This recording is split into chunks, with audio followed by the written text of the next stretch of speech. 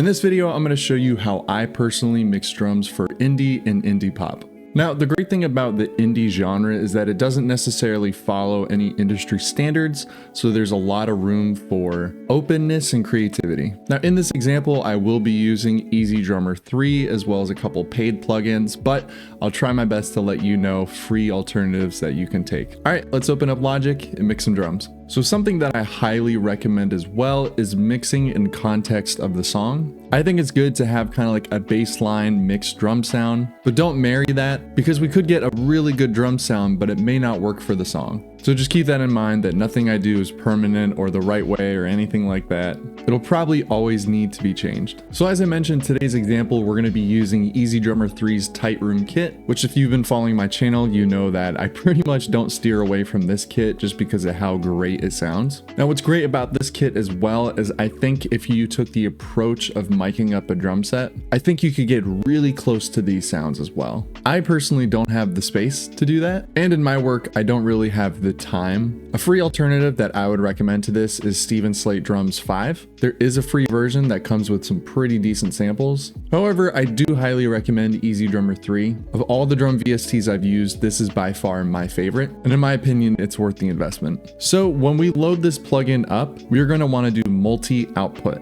Stereo is just going to give us our left and right channel. There's not really much you can do. But what multi-output does, I'm able to assign every single one of these tracks to a different output. So that way I can use my own processing on each track. Now for indie and indie pop, it's going to be super organic and also very driven. So what I'm going to do, I'm going to put both the kick in and kick out on my first and second channels. Remember, these are all stereo signals, so it's either going to be 1 and 2, 3 and 4, 5 and 6, 7, 8. I'm going to put the snare top and bottom on 3 and 4. The overhead is going to be on 5 and 6. And then the overhead mono is going to be on 7 and 8. I went ahead and picked out a couple drums, and this is what our kit sounds like so far.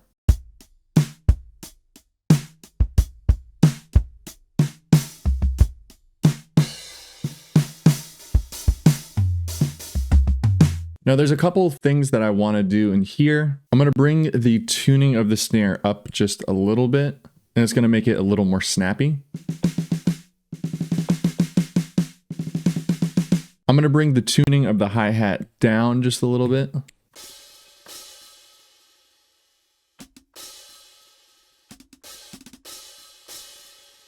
Because really what I'm wanting is dark cymbals. Same thing with both crashes. I'm going to tune them down just a little bit.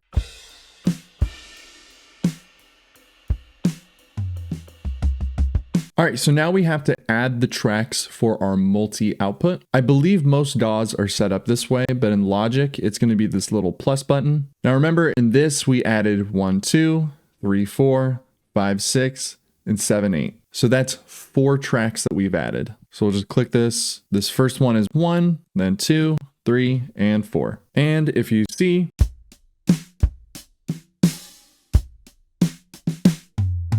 all of our tracks come here. So I will mention as well that different EasyDrummer presets, for example, if we just do the original mix, they will offer way more channels. When I mix indie and indie pop, I try to be in the mindset that there's only a couple mics on the drum set. So I tend to stick with just using 4 channels. All right, so let's go ahead and record something and then we will start mixing.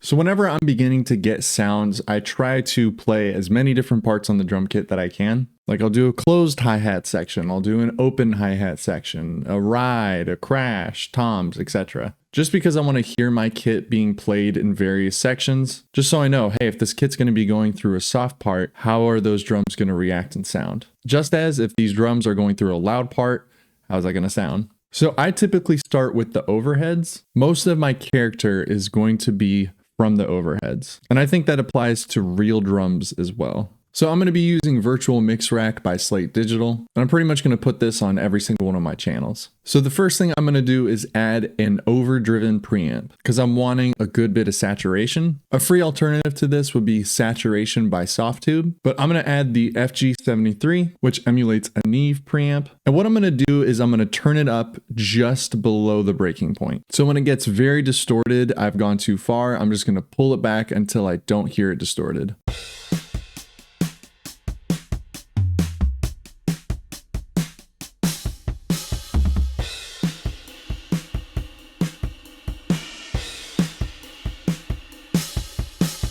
So next I'm going to add some dynamics. I added the FG401. I think this compressor out of everything in Virtual Mix Rack is probably going to be one of the most versatile, workhorse, you could put it on anything, best uses compressors. So attack and release. If you don't know what attack and release is, attack is how fast the compressor is going to work, and release is how long that compressor is going to work for. My personal taste in drums is I like a fast attack and a fast release. Ratio is basically how hard the compressor is going to work. So if I have that all the way down to 1, the compressor is not necessarily going to work that hard. And if I put it all the way to 10, we're going to hear that thing extremely slammed. So we're going to keep it on around 2 to 2.5. I like a good bit of compression working, but I don't want to overcompress the overheads. So let's go ahead and play it and we'll pull back our threshold. And threshold is basically the amount of compression that we're letting in. So at 0, nothing's coming through. Let's go ahead and pull it back.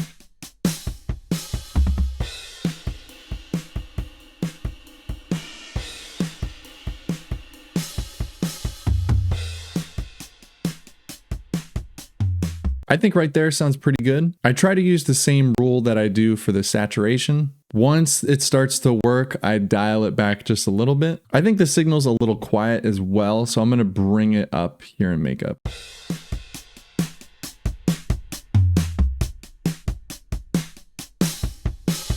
And then finally, I'm going to add an EQ. Now, really, all the EQs that they have in here are great. For this example, I'm going to use the custom series equalizer. I think that the mid-frequency bands that are available sound really, really good. For example, when I sweep between these frequencies here, there's only 3 different options that I can pick from. Whereas if we open the FGS, which emulates an SSL, I can choose any of these frequencies. I personally like having limited options. I can easily get lost in surgical EQ. So it's almost like I'm tricking my brain. Here are the options, pick from one of these, and just stick with it. So I'm going to start with adjusting the high pass. There's a little bit of low end frequency that I'm wanting to just cut out.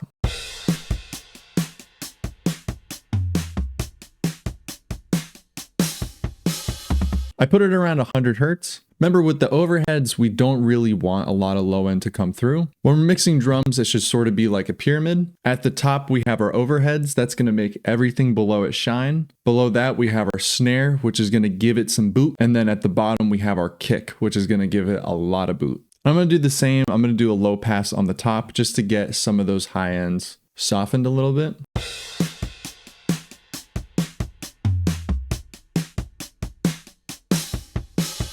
All right, I'm going to adjust my mids just a little bit as well. Usually 400 is my sweet spot that I can take out from. And one way to know what we need to take out, go ahead and boost your level all the way up and sweep between these frequencies. So I'm going to play at 400, 600, and 800. We're going to hear what needs to come out.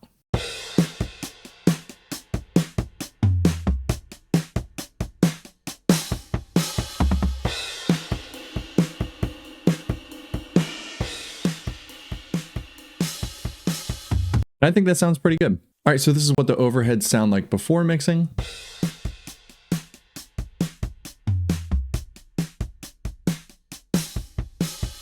And this is what they sound like after mixing.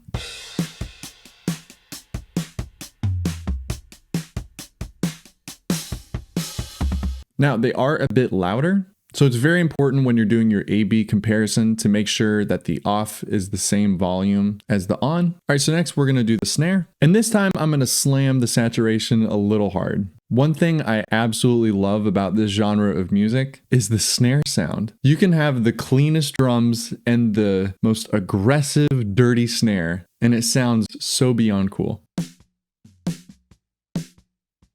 This is a snare weapon right here. In real life, this plugin, the FG Stress, is known as a distressor, and it is gnarly. A good free alternative would be IK Multimedia's Compressor. You do have to take a survey, but I mean, you get a free plugin, so I think it's worth it. So I'm going to set my attack and release all the way to hard 0, and we are going to crank this thing.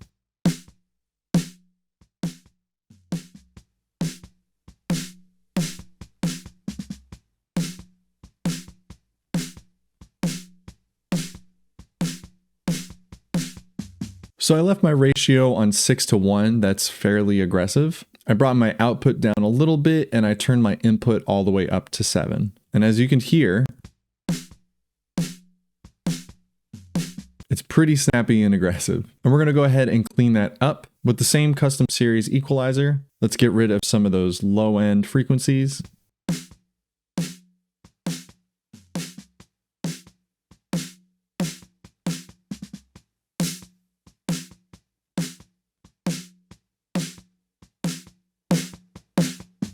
As you can see on my adjustments here, I'm not really doing too much to it. I took a little bit out at 800, boosted a little bit at 7K, and boosted a little bit at 15K. So this is what our snare sounds like before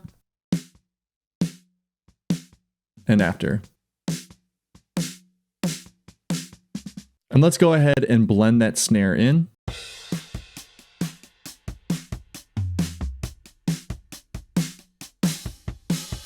Now I know when we were mixing it, it may sound like it's super aggressive, but this is it with the mix. And without. In context with the overheads, it sounds awesome. All right, now we are moving on to the kick drum. In my opinion, the kick drum is probably the hardest to mix out of them all. There's a very fine line to where your kick will either stand out or it will just sit way too far below the mix. And when we're doing this, the rules that we applied to the overhead where you want to find that sweet spot and then dial it back makes a huge difference. Right around here is where I usually keep my sweet spot, but listen very closely to the low end frequencies as we drive it. They sort of disappear. Listen.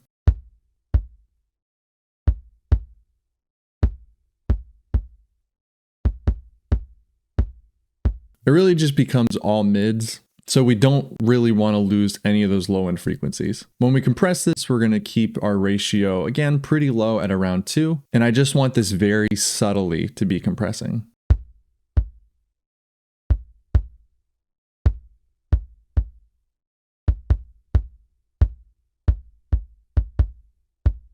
So I think right there sounds pretty good. And lastly, let's add our EQ. So I definitely want there to be a mid-frequency presence, and we don't want to over EQ the low end as well. A common mistake that I see is people just boosting the low end because it sounds good on their monitors. Of course, we want to feel the kick, but we also have to understand what our monitors are capable of. How do other mixes sound? Anytime that you're mixing, I 100% recommend using a reference track. So like if you're going for a Tame Impala vibe, play a Tame Impala song through your monitors. We need a reference. It's so important.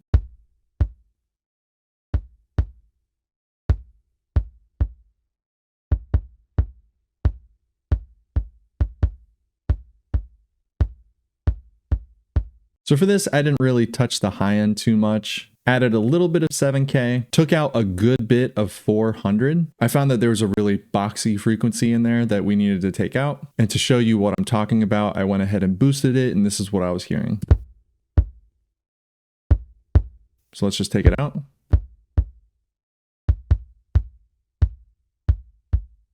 That sounds much better. And then I'm boosting a little bit of 100. Now for my high pass, I have it cutting around 50 Hertz. People can't really hear between like 10 to 40 to 50 Hertz. And I find that it just usually muddies up my mixes. And then I added a low pass as well at around 15K. So this is what my kick sounded like before and after. So there's not really much that I did to the kick other than to just slightly shape the tone. I really just want that kick to be the supporting low end. I don't want it to be the star. All right, so let's go ahead and mix it in.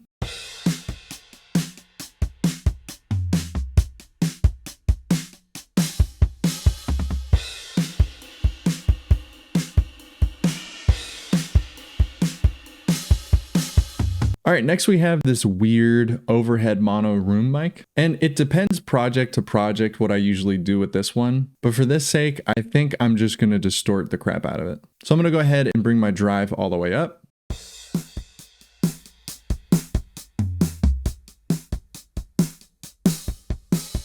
And now I am also going to compress it a fair bit. I'm gonna bring my ratio up to 3.5, and let's just go ahead and dial back the threshold.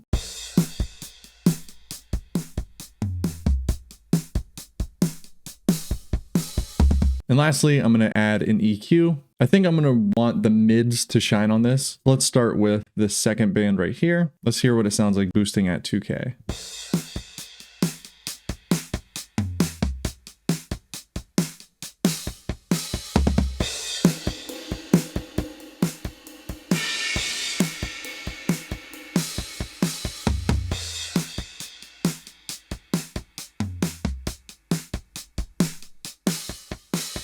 So I boosted 2K a good bit. I took out a little bit of 400. I took out a little bit of 100. And I have a high pass around 133 and a low pass around 14K. Now let's go ahead and mix that into the rest of it.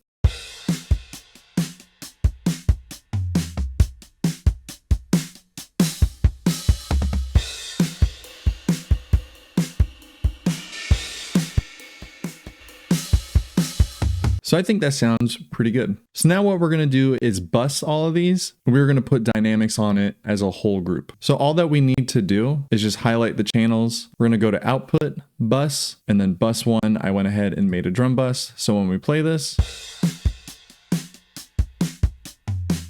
they should all be on this one channel here.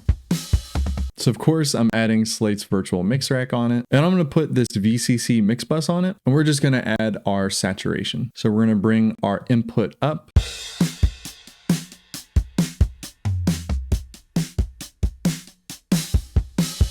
And again, we're bringing it up just to the point where it really starts distorting and then bringing it back slightly from there. All right, next we are going to compress it. And I'm using the FG401. Same settings as usual, semi-fast attack and semi-fast release. Now we're gonna compress this a good fair bit, but I don't want my ratio to go overboard because you don't want it over-processed. When it's over-processed, we lose a lot of the characteristics and dynamics of it. So let's just go ahead and start pulling back the threshold and see what we can get.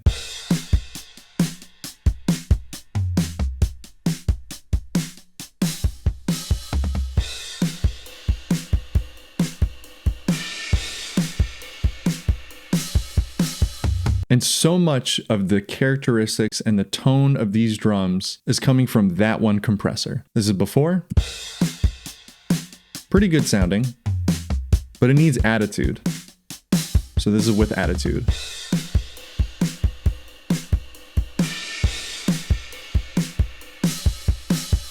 All right, and now we're going to add a little bit of EQ.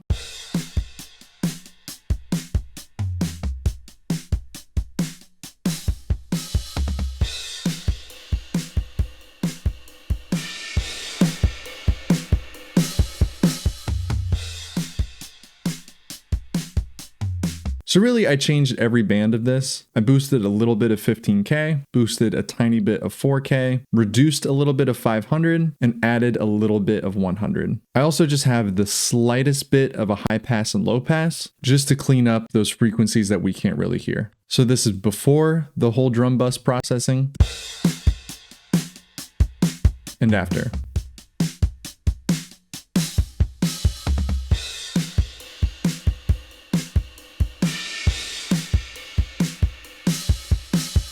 Now I'm going to show you a little bonus freebie. This is Slate Digital's Fresh Air, which this is a free plugin. If our drums aren't getting the clarity that we need, then we could just slightly adjust either one of these. So let's go ahead and add a little bit of mid-air.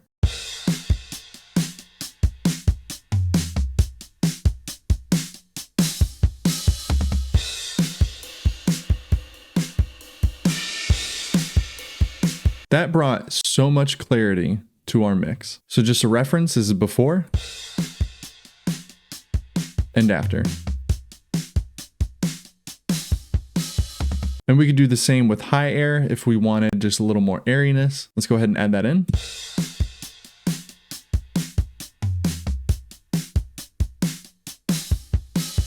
Now again, it all depends on the vibe. It all depends on what you're going for in the song. But if you find that the drums are a little too dark and need some clarity, then Fresh Air has saved me so many times on so many mixes. So that's typically how I mix drums for indie and indie pop. Everybody does it different. There's no right or wrong way, but I hope that you were able to take away something from this video. If you did, please hit like, share, and subscribe, and I will see you guys in the next video.